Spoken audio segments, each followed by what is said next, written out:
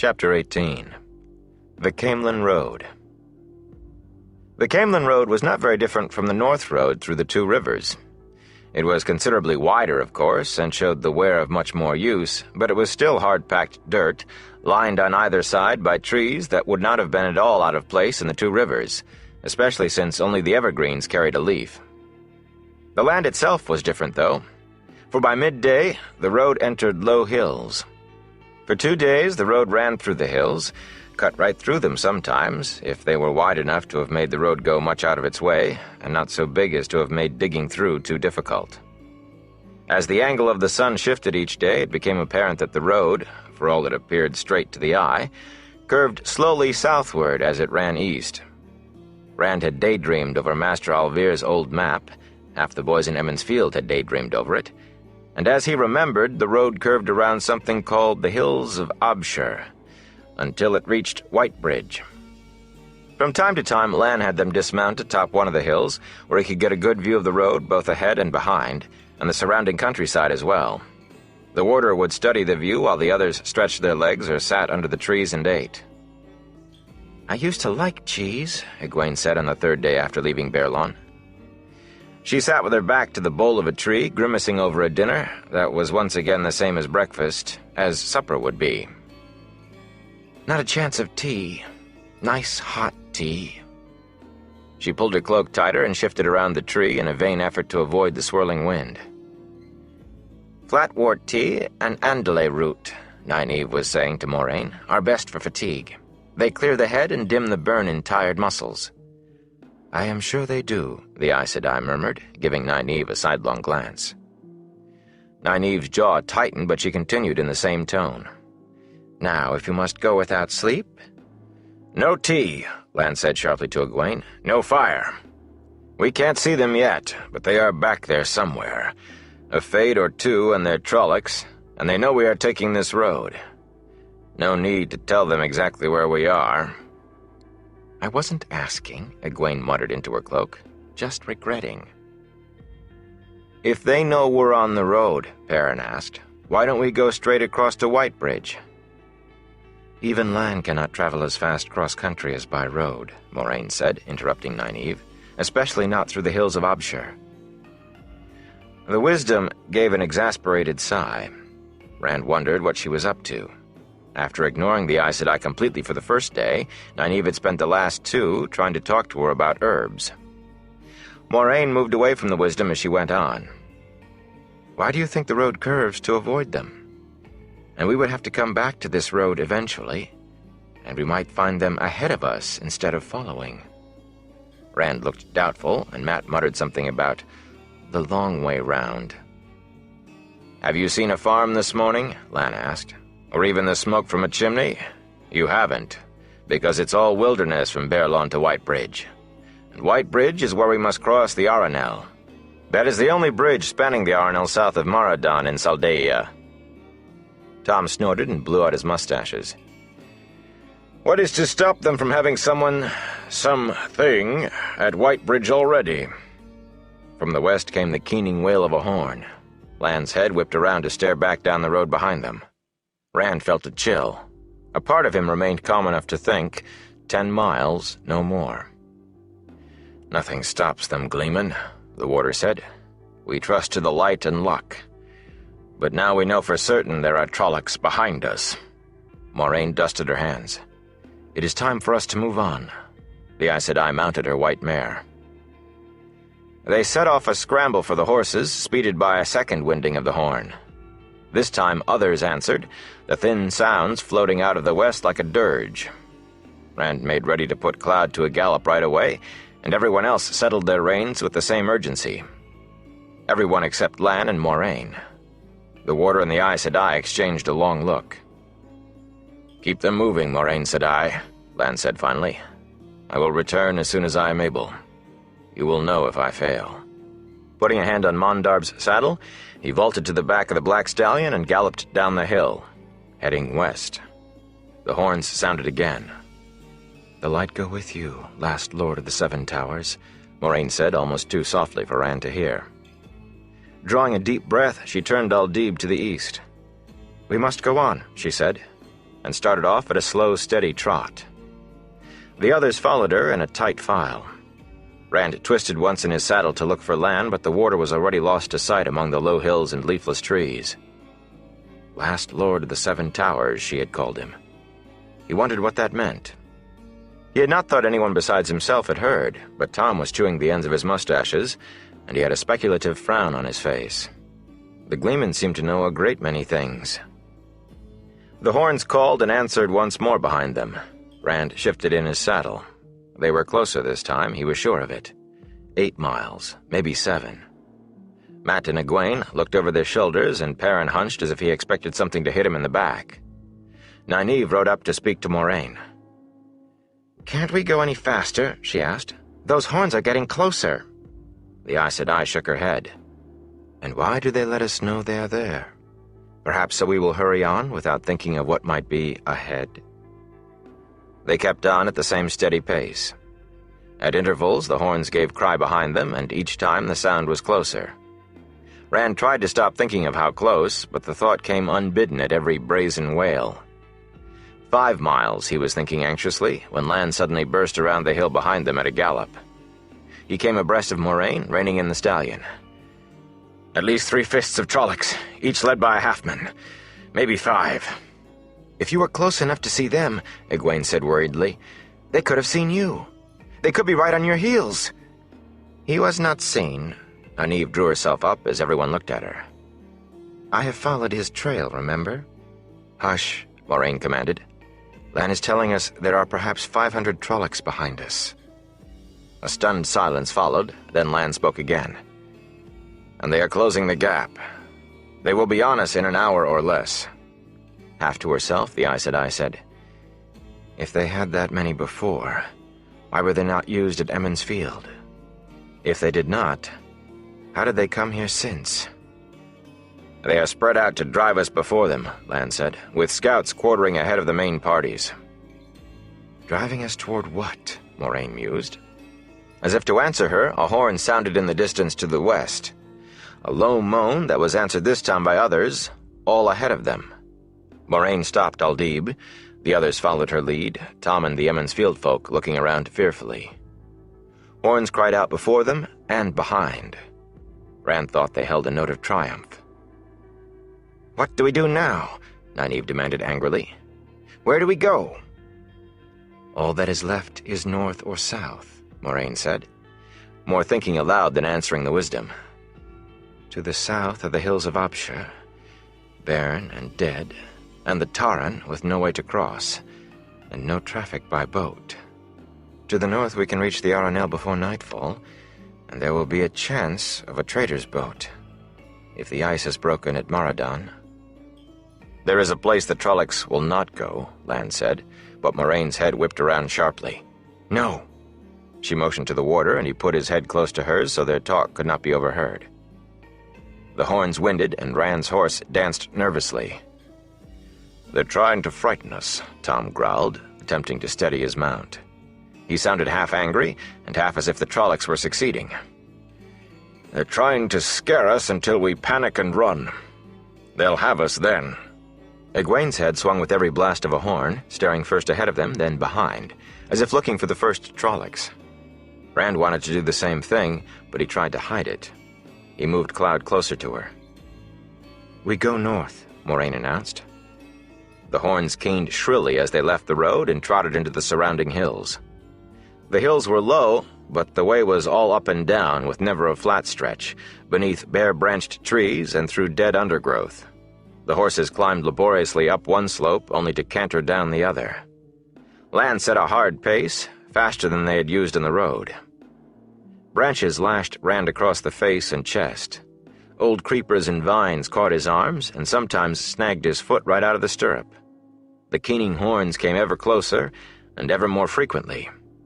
As hard as Lan pushed them, they were not getting farther on very quickly. They traveled 2 feet up or down for every one forward, and every foot was a scrambling effort. And the horns were coming nearer. 2 miles, he thought, maybe less. After a time, Lan began peering first one way, then another, the hard planes of his face as close to worry as Rand had seen them. Once the warder stood in his stirrups to stare back the way they had come. All Rand could see were trees. Lan settled back into his saddle and unconsciously pushed back his cloak to clear his sword as he resumed searching the forest. Rand met Matt's eyes questioningly, but Matt only grimaced at the warder's back and shrugged helplessly. Lan spoke then over his shoulder. "There are Trollocs nearby." They topped a hill and started down the other side. "Some of the scouts sent ahead of the rest, probably. If we come on them, stay with me at all costs, and do as I do. We must keep on the way we are going." "Blood and ashes," Tom muttered. Nynaeve motioned to Egwene to keep close. Scattered stands of evergreens provided the only real cover, but Rand tried to peer in every direction at once, his imagination turning gray tree trunks, caught out of the corner of his eye, into Trollocs. The horns were closer, too. And directly behind them, he was sure of it. Behind and coming closer. They topped another hill. Below them, just starting up the slope, marched Trollocs carrying poles tipped with great loops of rope or long hooks. Many Trollocs. The line stretched far to either side, the ends out of sight. But at its center, directly in front of Lan, a fade road. The Myrddraal seemed to hesitate as the humans appeared atop the hill, but in the next instant it produced a sword, with the black blade Rand remembered so queasily, and waved it over its head. The line of Trollocs scrambled forward. Even before the Myrddraal moved, Lan's sword was in his hand. "Stay with me," he cried, and Mondar plunged down the slope toward the Trollocs. "For the Seven Towers!" he shouted. Rand gulped and booted the Grey forward. The whole group of them streamed after the warder. He was surprised to find Tam's sword in his fist. Caught up by Lan's cry, he found his own. "Manetheren! Manetheren!" Perrin took it up. "Manetheren! Manetheren!" But Matt shouted, "Karayan Kaldazar! Karayan Elisanda! Al-Elisanda!" The Fade's head turned from the Trollocs to the riders charging toward him. The black sword froze over its head, and the opening of its cowl swiveled, searching among the oncoming horsemen. Then Lan was on the Myrddraal as the human folk fell on the Trolloc line. Warder's blade met black steel from the forges of Thakandar with a clang like a great bell, the toll echoing in the hollow, a flash of blue light filling the air like sheet lightning. Beast-muzzled, almost men swarmed around each of the humans, catch-poles and hooks flailing. Only Lan and the Myrddraal did they avoid. Those two fought in a clear circle, black horses matching step for step, swords matching stroke for stroke. The air flashed and pealed. Cloud rolled his eyes and screamed, rearing and lashing out with his hooves at the snarling, sharp-toothed faces surrounding him. Heavy bodies crowded shoulder to shoulder around him. Digging his heels in ruthlessly, Rand forced the Grey on regardless, swinging his sword with little of the skill Lan had tried to impart, hacking as if hewing wood. Egwene! Desperately he searched for her as he kicked the Grey onward, slashing a path through the hairy bodies as though chopping undergrowth. Moraine's white mare dashed and cut at the slightest touch of the Aes Sedai's hands on the reins. Her face was as hard as Lan's as her staff lashed out. Flame enveloped Trollocs, then burst with a roar that left misshapen forms unmoving on the ground. Nynaeve and Egwene rode close to the Aes Sedai with frantic urgency, belt knives in hand. Those short blades would be no use at all if a Trolloc came close. Rand tried to turn Cloud toward them, but the Grey had the bit in his teeth. Screaming and kicking, Cloud struggled forward however hard Rand tugged at the reins. Around the three women, a space opened as Trollocs tried to flee from Moraine's staff, but as they attempted to avoid her, she sought them out. Fires roared and the Trollocs howled in rage and fury. Above the roar and howl crashed the tolling of the warder's sword against the Myrddraals. The air flared blue around them, flared again, again. A noose on the end of a pole swept at Rand's head. With an awkward slash, he cut the catch-pole in two, then hacked the goat-faced Trolloc that held it. A hook caught his shoulder from behind and tangled in his cloak, jerking him backwards. Frantically, almost losing his sword, he clutched the pommel of his saddle to keep his seat. Cloud twisted, shrieking. Rand hung on to saddle and reins desperately. He could feel himself slipping, inch by inch, falling to the hook. Cloud swung around. For an instant, Rand saw Perrin, half out of his saddle, struggling to wrest his axe away from three Trollocs. They had him by one arm and both legs. Cloud plunged, and only Trollocs filled Rand's eyes. A Trolloc dashed in and seized Rand's leg, forcing his foot free of the stirrup. Panting, he let go of the saddle to stab it. Instantly, the hook pulled him out of the saddle to Cloud's hindquarters. His death grip on the reins was all that kept him from the ground. Cloud reared and shrieked, and in that same moment, the pulling vanished. The Trolloc at his leg threw up its hands and screamed. All of the Trollocs screamed, a howl like all the dogs in the world gone mad.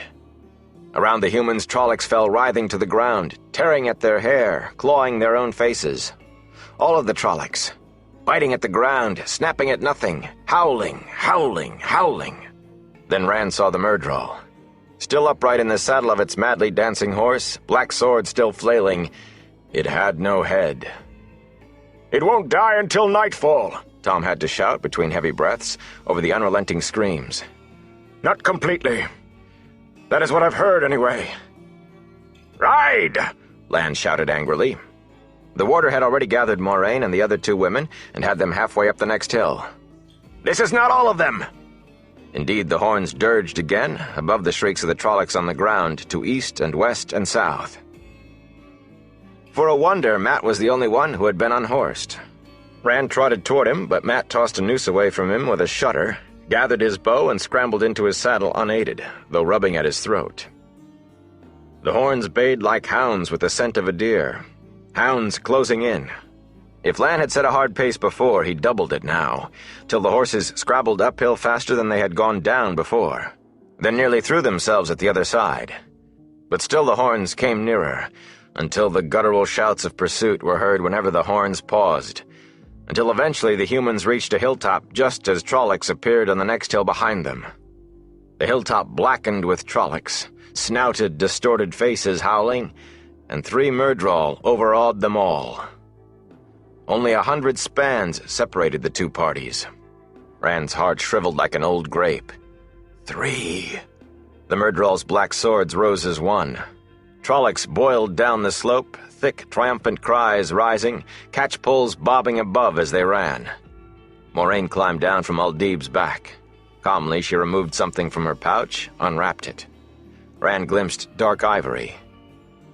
The Ungreal.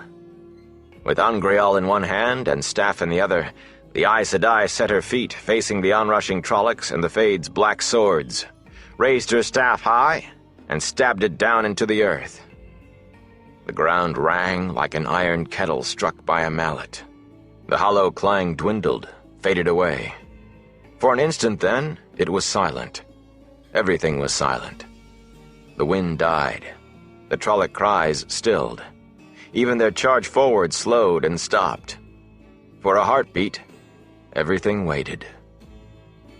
Slowly the dull ringing returned, changing to a low rumble, growing until the earth moaned. The ground trembled beneath Cloud's hooves. This was Aes Sedai work like the stories told about. Rand wished he were 100 miles away. The tremble became a shaking that set the trees around them quivering. The gray stumbled and nearly fell. Even Mondarb and riderless Aldib staggered as if drunk, and those who rode had to cling to reins and manes, to anything, to keep their seats. The Aes Sedai still stood as she had begun, holding the Ungreal and her upright staff thrust into the hilltop. And neither she nor the staff moved an inch, for all that the ground shook and shivered around her.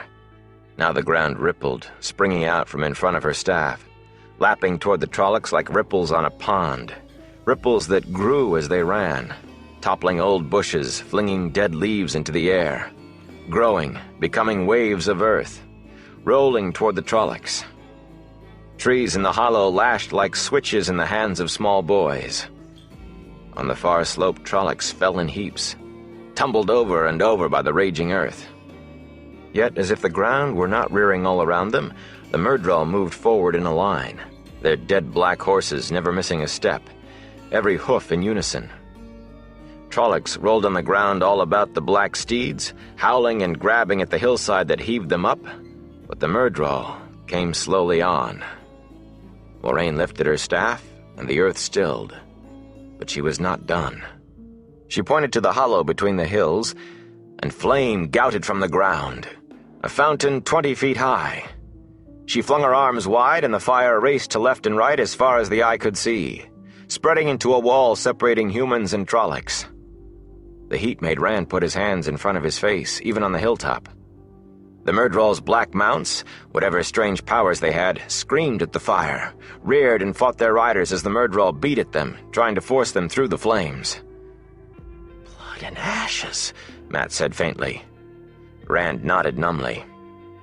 Abruptly, Moraine wavered and would have fallen had Lan not leaped from his horse to catch her. "Go on," he told the others. The harshness of his voice was at odds with the gentle way he lifted the Aes Sedai to her saddle. "That fire won't burn forever. Hurry! Every minute counts!" The wall of flame roared, as if it would indeed burn forever, but Rand did not argue. They galloped northward as fast as they could make their horses go. The horns in the distance shrilled out disappointment, as if they already knew what had happened, then fell silent. Lan and Moraine soon caught up with the others, though Lan led Aldib by the reins while the Aes Sedai swayed and held the pommel of her saddle with both hands. "I will be all right soon," she said to their worried looks. She sounded tired, yet confident, and her gaze was as compelling as ever. "I am not at my strongest when working with earth and fire. A small thing." The two of them moved into the lead again at a fast walk. Rand did not think Moraine could stay in the saddle at any faster pace. Nynaeve rode forward beside the Aes Sedai, steadying her with a hand. For a time as the party went on across the hills, the two women whispered, then the wisdom delved into her cloak and handed a small packet to Moraine. Moraine unfolded it and swallowed the contents. Nynaeve said something more, then fell back with the others, ignoring their questioning looks. Despite their circumstances, Rand thought she had a slight look of satisfaction. He did not really care what the wisdom was up to. He rubbed the hilt of his sword continually, and whenever he realized what he was doing, he stared down at it in wonder. So that's what a battle is like. He could not remember much of it, not any particular part. Everything ran together in his head, a melted mass of hairy faces and fear. Fear and heat. It had seemed as hot as a midsummer noon while it was going on. He could not understand that. The icy wind was trying to freeze beads of perspiration all over his face and body. He glanced at his two friends. Mat was scrubbing sweat off his face with the edge of his cloak. Perrin, staring at something in the distance and not liking what he was seeing, appeared unaware of the beads glistening on his forehead. The hills grew smaller and the land began to level out, but instead of pressing on, land stopped. Nynaeve moved as if to rejoin Moraine, but the warder's look kept her away. He and the Aes Sedai rode ahead and put their heads together, and from Moraine's gestures it became apparent they were arguing. Nynaeve and Tom stared at them, the wisdom frowning worriedly, the gleeman muttering under his breath and pausing to stare back the way they had come. But everyone else avoided looking at them altogether. Who knew what might come out of an argument between an Aes Sedai and a warder? After a few minutes, Egwene spoke to Rand quietly, casting an uneasy eye at the still arguing pair. "Those things you were shouting at the Trollocs." She stopped as if unsure how to proceed. "What about them?" Rand asked. He felt a little awkward. War cries were all right for warders. Two Rivers folk did not do things like that, whatever Moraine said. But if she made fun of him over it... Mat must have repeated that story 10 times. "And badly," Tom put in. Mat grunted in protest. "However he told it," Rand said. "We've all heard it any number of times. Besides, we had to shout something. I mean, that's what you do at a time like that. You heard Lan."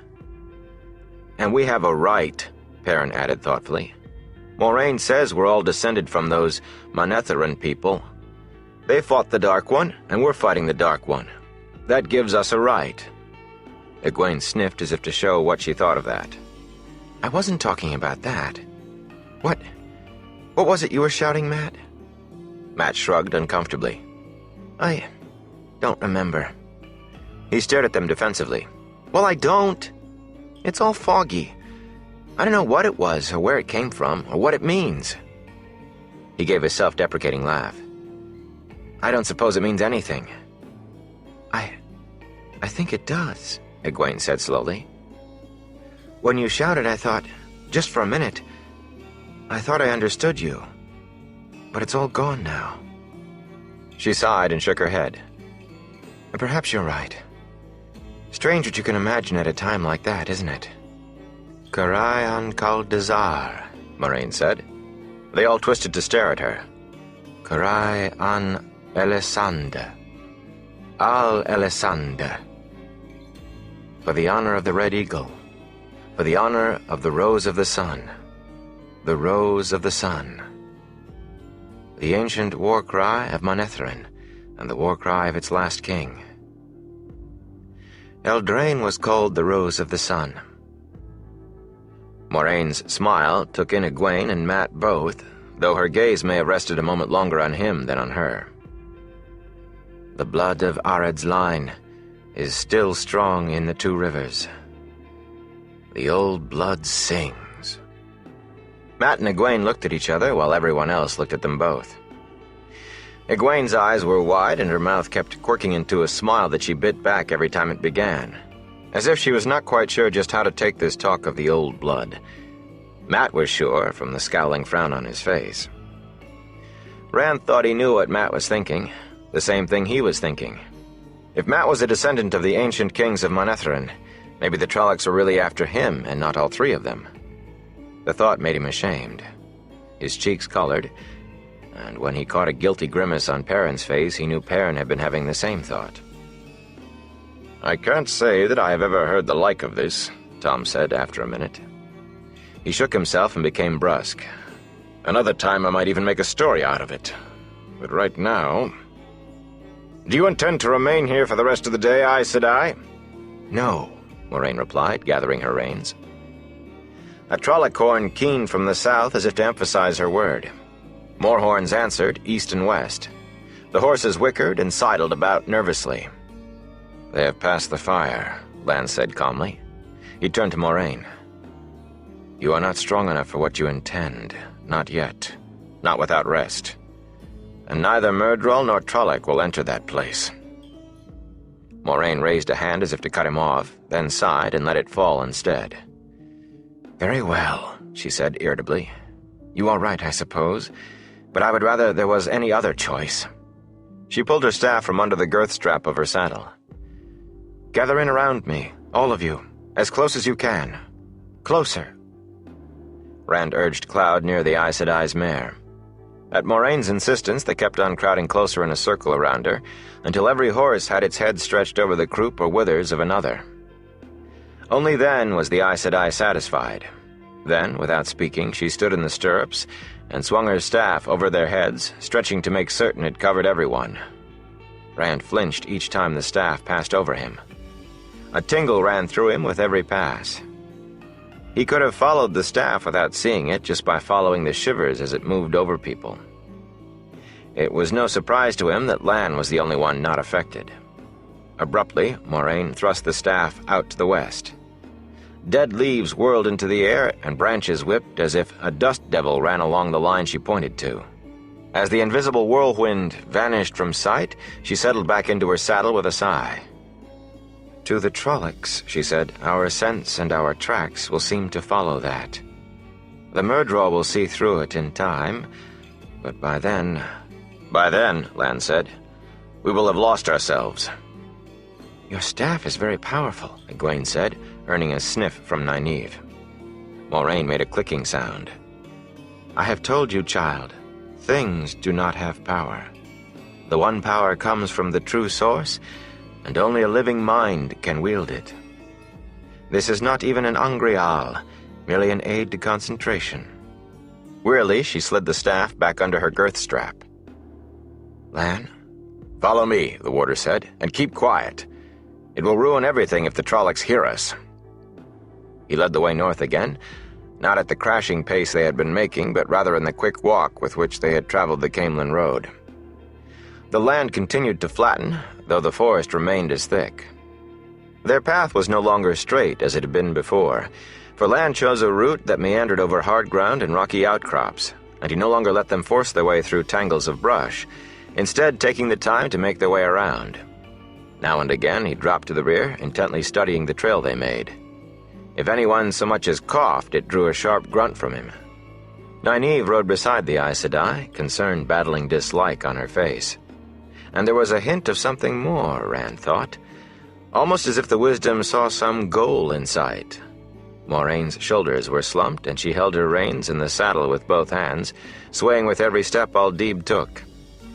It was plain that laying the false trail, small as that might have seemed beside producing an earthquake and a wall of flame, had taken a great deal out of her, strength she no longer had to lose.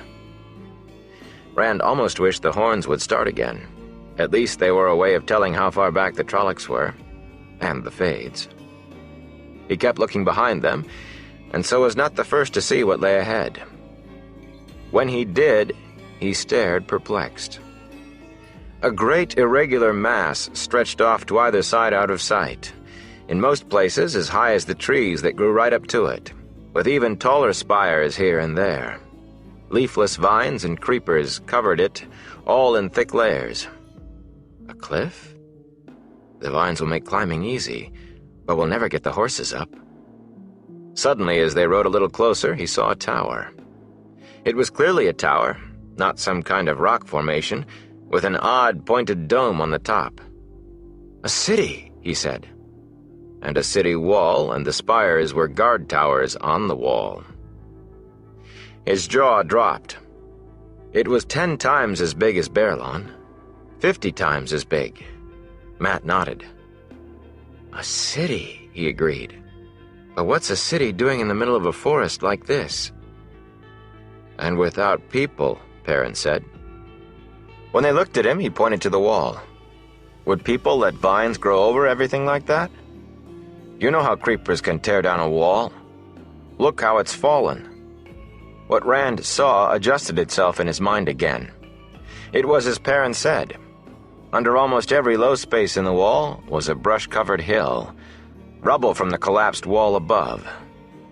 No two of the guard towers were the same height. I wonder what city it was, Egwene mused. I wonder what happened to it. I don't remember anything from Papa's map. It was called Aridhol, Moraine said. In the days of the Trolloc Wars, it was an ally of Manetheren.